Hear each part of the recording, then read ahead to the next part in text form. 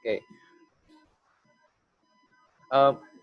Kalian bisa nyebutin nggak satu atau dua perusahaan misalnya yang perusahaan tersebut berhasil mengakuisisi perusahaan lainnya?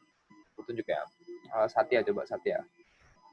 Dia pernah tahu nggak perusahaan apa yang dia kemudian mengakuisisi perusahaan lain?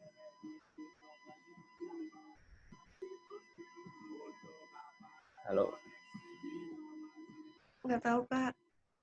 Yang lain coba. Walbi.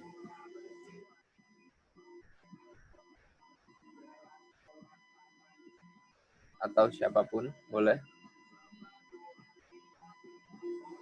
Gimana, Walbi? PT Indofood akuisisi segitiga biru, Kak, buat produksi tepung Indomie. Halo. Ya, halo. Ada lagi?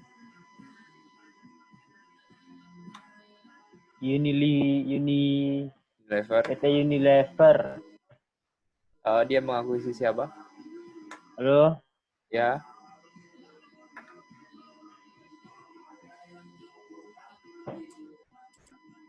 Gimana? Mengakuisisi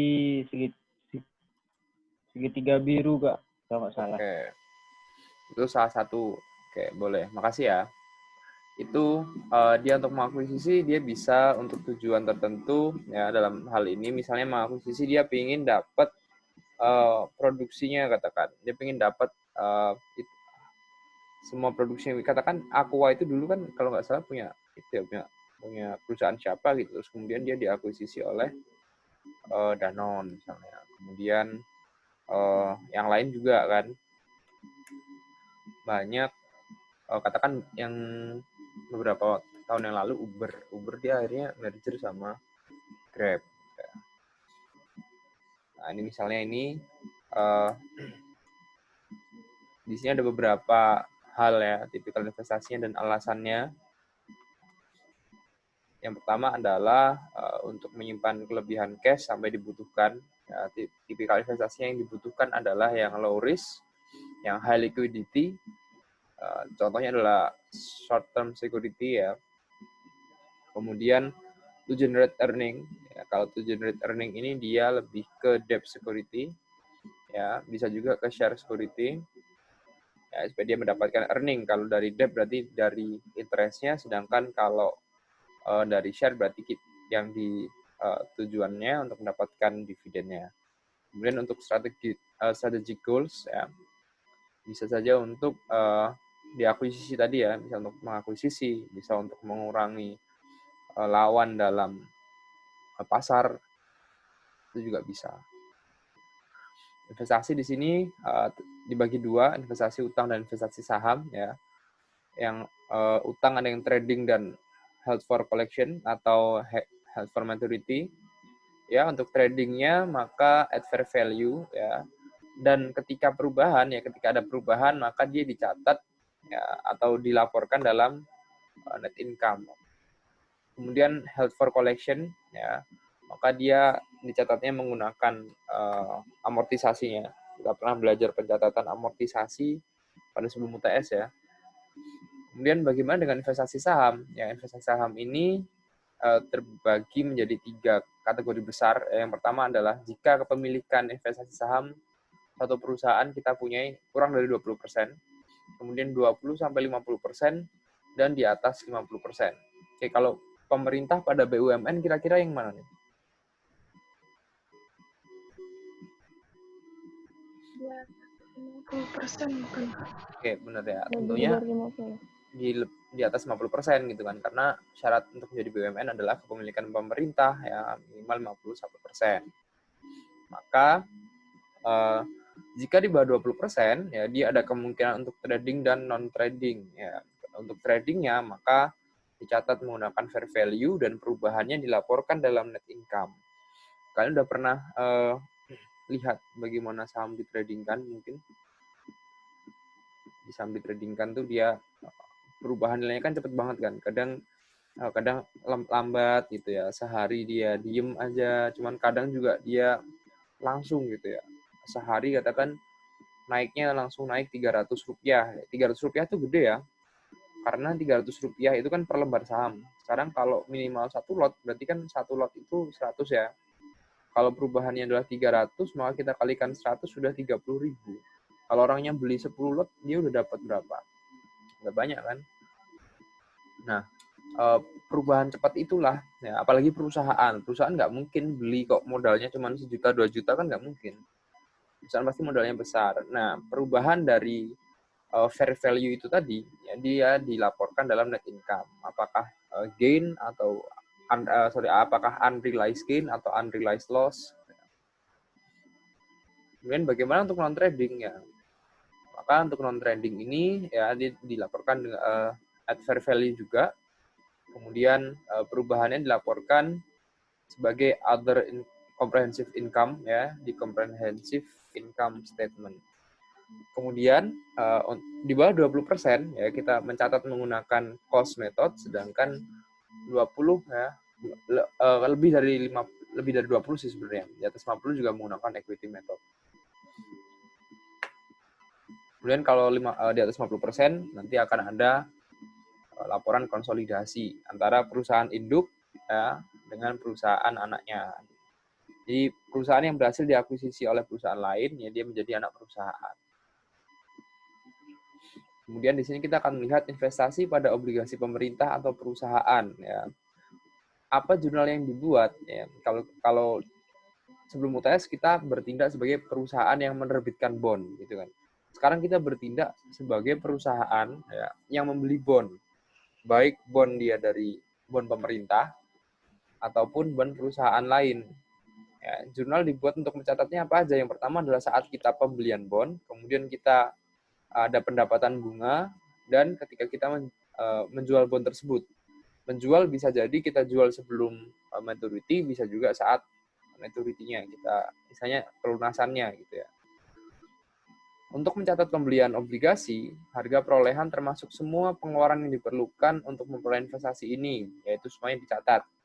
Seperti harga pembelian ditambah dengan biaya perantara atau komisi jika ada.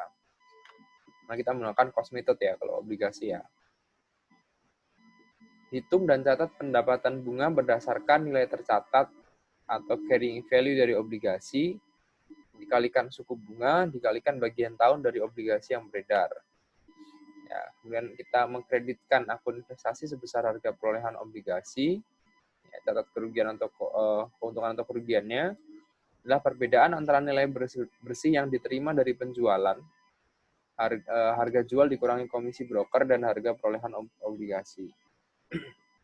Contohnya, pada 1 Januari 2017, ya, ada sebuah perusahaan membeli 50 lembar obligasi dengan tingkat suku bunga 8% dalam jangka waktu 10 tahun seharga 50.000. Untuk mencatat investasi ini, ya, maka kita adalah perlu mencatat menggunakan debt investment sejumlah 50.000, ya, cash-nya 50.000. Kemudian bunga obligasi dibayar setiap tahun pada tanggal 1 Januari. Jika tahun fiskal perusahaan yang membeli berakhir pada tanggal 31 Desember, maka jurnal untuk mengakui bunga yang diperoleh adalah interest receivable pada interest revenue. Ya, 4.000 dari mana? Dari 8% kita kalikan 50.000. Aku rasanya teman-teman nggak ada masalah lah ya untuk hal ini ya. Kalau dulu kita interestnya interest payable ya, interest payable pada interest expense. Kemudian sekarang karena kita bukan yang menerbitkan, tapi kita yang membeli, ya maka jurnal yang keluar atau yang harus kita catat adalah interest receivable ya, pada interest revenue. Kemudian dia dilaporkan sebagai aset lancar dalam laporan posisi keuangan. Pendapatan bunga juga dilaporkan di bawah pendapatan dan biaya lain di laporan laba rugi. Ya, saat mendapat bunganya, ya saat memperoleh bunga pada 1 Januari, ya maka kita menerima cash, kemudian kita mengkreditkan interest receivable. Kemudian asumsikan bahwa Kul menerima hasil bersih sebesar 54.000 atas penjualan obligasi pada 1 Januari 2018 setelah menerima bunga jatuh tempo. Entry untuk mencatatnya berarti kita menerima cash pada debt investment 50.000 ya. Kemudian ada gain. Gainnya sejumlah 4.000. Kemudian ini ada contoh lain. Ini contohnya juga sama seperti yang sebelumnya. Nanti silakan teman-teman kerjakan aja. Pada 1 Januari, ya, Waldo membeli 30 lembar, masing-masing harganya 1.000, Hillary dengan tingkat suku bunga 10%, ya, sehingga totalnya ada 30.000. Interest is payable annually, dibayar setahun sekali, dibayar pada setiap tanggal 1 Januari. Kemudian kita diminta untuk mencatat setiap transaksi, ya. Sehingga pada 1 Januari ini kita nanti mencatat pembeliannya.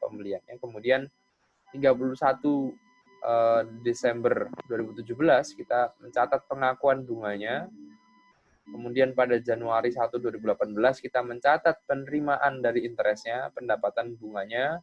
Kemudian kita menjual sebagian, ya ada penjualan juga di sini. Dan pada 31 Desember 2018 kita mencatat pengakuan bunga lagi.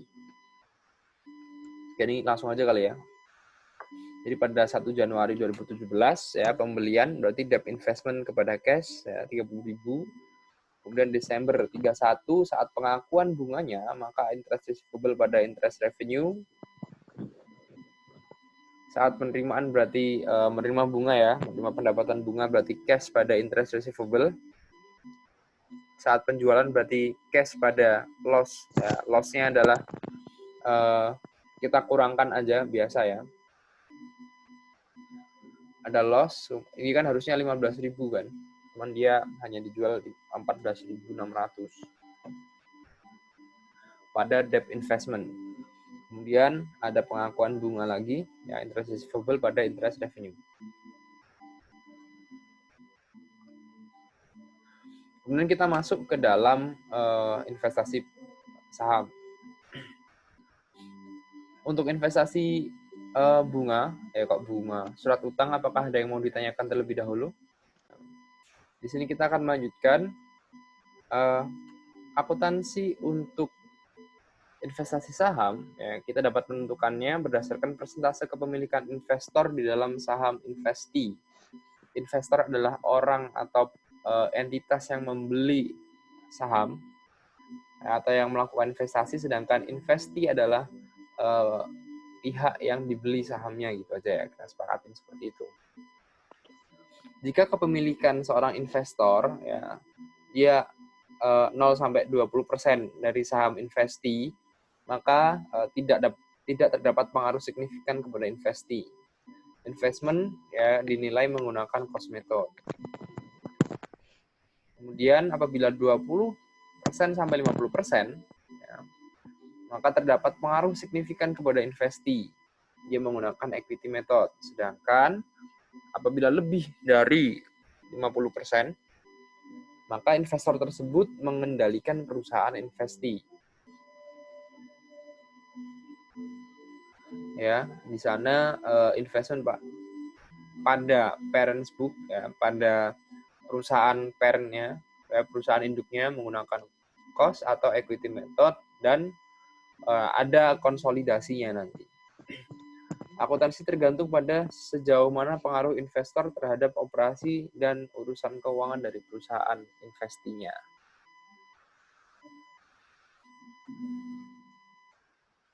Di sini ada pengaruh signifikan. Ya. Pengaruh signifikan adalah kekuasaan untuk berpartisipasi dalam keputusan kebijakan keuangan dan operasional suatu aktivitas ekonomi, tetapi tidak dapat mengendalikan atau mengendalikan bersama atas kebijakan tersebut.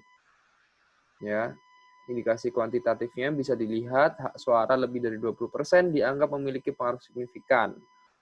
Kemudian hak suara di bawah 20% dianggap tidak memiliki pengaruh signifikan. Indikator kualitatifnya bisa dilihat sebagai keterwakilan dalam dewan direksi dan komisaris atau organ setara. Kalau misalnya ada organ setara, direksi dan komisaris ya. Kemudian partisipasi proses pembuatan kebijakan ya termasuk kebijakan terkait penerbitan dividen ya ataupun yang lainnya.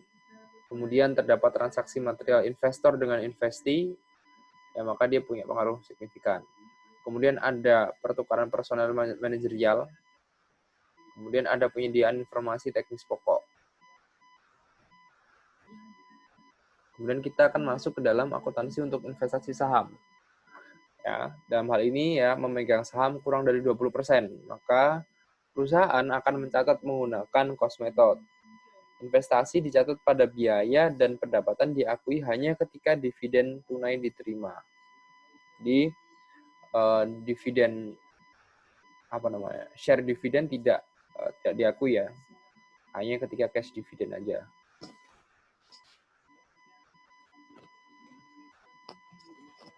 Dalam hal ini ya dicatat pada biaya at cost. Biaya yang dimaksud ini adalah semua pengeluaran yang diperlukan untuk memperoleh investasi ini, seperti harga pembelian ditambah biaya perantara, ya komisi atau lainnya. Jadi kalau teman-teman nanti misalnya membeli saham, di sana ada tulisan katakan sahamnya harganya berapa ya, misalnya Rp200 per lembar. Nanti teman-teman nggak bayar, tidak hanya membayar Rp200 per lembar, tapi nanti harus membayar lebih. Karena ada fee bagi sekuritas ya yang jadi perantara teman-teman untuk membeli saham itu nanti ada fee-nya. Kemudian untuk penjual juga ada, untuk penjualan juga ada. Penjualan nanti ada pajaknya juga. Misalnya di sini kita akan mencoba mencatat pembelian investasi saham ya pada 1 Juli 2017.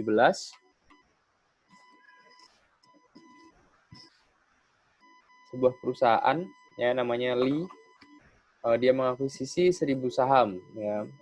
Ternyata 1.000 saham ini hanya 10% kepemilikan dari Bill. Lee dengan membayar $405 per lembar saham. Ya, entry untuk pembelian adalah, maka kita catat share investment yang adalah 405.000, cash-nya ya, share investment pada cash.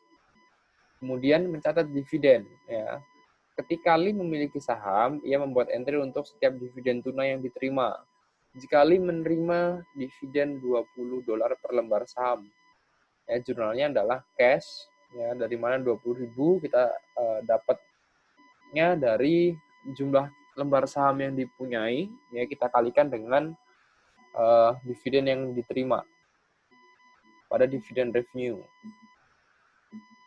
Kemudian ketika kita menjual sahamnya, ya katakan Lee ini menerima hasil bersih sebesar 395.000 atas penjualan saham pada 10 Februari. Karena biaya perolehan sahamnya adalah 405.000 ya, maka di sini ada kerugian, ya ada loss sebesar 10.000. Untuk mencatat penjualan tersebut, ya kita akan mencatatnya cash pada cash, kemudian loss pada share investment. Nah, di sini ada contoh lagi ya. Pada tanggal 18, sebuah PT, ya katakan PT ABC mengakuisisi 5%, berarti masih sedikit ya, dari 400.000 saham biasa atau common stock Stillwater dengan total biaya sejumlah $60 per lembar saham. Ya, kemudian Stillwater mengumumkan bayar dividen ya, pada 31 Desember dan Stillwater melaporkan laba bersih pada tahun tersebut. Ya. Jurnalnya adalah saat pembeliannya. Kemudian pada saat ini tanggal 3 mengumumkan ya, dan membayarkan pembayarannya. Kemudian tanggal 31 Desember, kenapa ketika dia mengumumkan laba bersih ya kita tidak mendapat bagian ya, karena pemilikan kita masih kurang dari 20 sehingga kita tidak mendapat bagian laba bersihnya gitu ya. Kita hanya mencatat dividennya aja. Kemudian bagaimana untuk saham ya yang pemilikannya 20% sampai 50%, maka di sini kita akan mencatatnya menggunakan metode ekuitas. Catat investasi pada harga perolehan dan kemudian sesuaikan nilai akun investasi setiap periode untuk ya bagian investor dari laba bersih perusahaan dan dividen diterima oleh investor. Ya, jika bagian investor dari kerugian investi melebihi jumlah tercatat investasi, investor biasanya harus menghentikan penerapan metode ekuitasnya. Misalnya di sini ya, Millar mengakuisisi 30% saham BEC seharga 120 euro. Ya, ini benar euro ya. Atau pound sterling, itulah. Pada tanggal 1 Januari 2017. Ya, selama tahun 2017, BEC melaporkan laba bersih sejumlah 100.000 dan dia membagikan dividen 40.000. Siapkan entry jurnal untuk transaksi ini. Ya, pada 1 Januari saat pembelian berarti biasa ya, share investment pada cash. Kemudian pada 31 Desember ya, saat melaporkan laba bersih ya, maka di sana ada bagian kita. 30%-nya adalah bagian kita. Ada revenue from share investment. Kemudian saat membagikan dividen ya, kita menerima cash, tapi hal tersebut mengurangi share investment kita. Ya, kenapa? Karena cash kan diambilkan dividen itu diambilkan dari mana sih? Dividen itu diambilkan dari retained earning, gitu ya.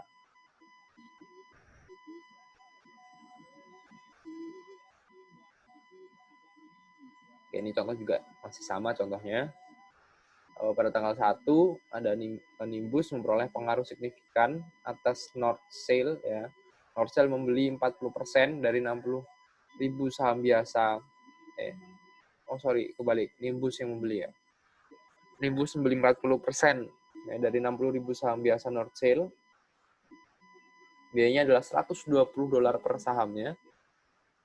Pada 15 April, North Sail mengumumkan dan membayar dividen tunai 450. Kemudian pada tanggal 31 Desember, North Sail melaporkan laba bersih sebesar 1.200.000 untuk tahun tersebut. Maka entry jurnalnya adalah yang pertama adalah saat perolehan share investment pada cash. Kemudian saat pembagian dividen cash pada share investment ya. Berkurang ya share investment kita saat kita menerima dividen. Kenapa? Karena dividen tadi dia diambilkan dari retained earning.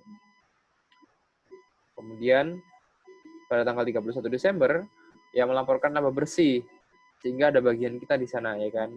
Maka share investment kita bertambah ya pada revenue from share investment. Dan bagaimana ketika memegang saham lebih dari 50% ya. Maka perusahaan yang memiliki lebih dari 50% saham dia disebut sebagai induk perusahaan. Dan kemudian ada anak perusahaan ya atau entitas yang sahamnya dimiliki oleh perusahaan induk. Perusahaan induk pada umumnya menyusun laporan keuangan konsolidasi. Misalnya Waskita Karya dia punya Waskita Properti, Waskita Beton, Waskita apa. Nah, itu nantilah Waskita Karya harus menyusun laporan konsolidasi.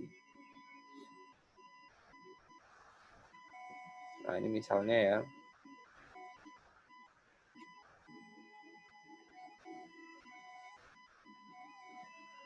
Nah, kemudian kita akan mencatat yang masalah trading dan non-tradingnya. Oke, ini waktu Zoom-nya udah mau habis, teman-teman.